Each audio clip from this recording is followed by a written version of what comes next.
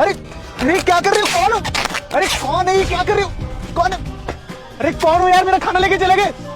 अर्जुन, ये किसने किया? अरे यार मुझे छोड़ो, मेरा खाना लेके चले गए, उनको पकड़ो। रुक जॉनी, रुक।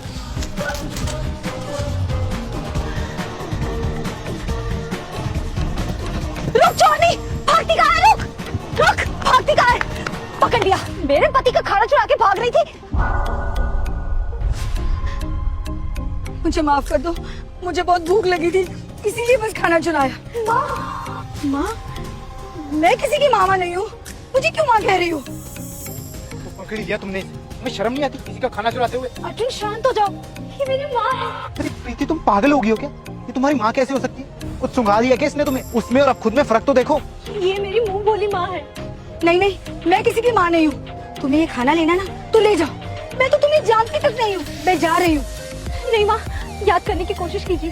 मैं प्रीति, राम कॉलोनी में मेरे पापा ने आपको मेरी देखभाल के लिए रखा था। मेरे माँ के जाने के बाद आपने मेरा कितना ख्याल रखा। अर्जुन, तुम्हें पता है इन्होंने मेरा इतना ख्याल रखा कि मुझे कभी महसूस ही नहीं हुआ कि मेरी माँ इस दुनिया में नहीं है। और इन्होंने मुझे बहुत प्यार भी दिया। प्रीति, तू इतनी बड़ी हो गई है बेटा, मुझे तो यकीन ही नहीं हो रहा तू मुझे माँ बोल रही है। पर माँ, आपकी ये हालत कैसे हुई?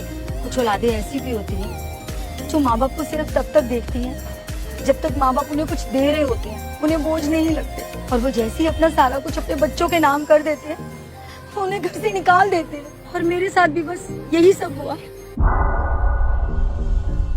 रुक जा बेटा, मुझे देखकर इग्नोर मत करना। इस बार जो भी इस वीडियो को लाइक और सब्सक्राइब करेगा उसके घर में पैसों का बारिश कर दूंगा। यकीन ना हो तो करके देख ले। और जाते जाते बेटा कमेंट में जय श्री राम जरूर। निकल यहाँ से।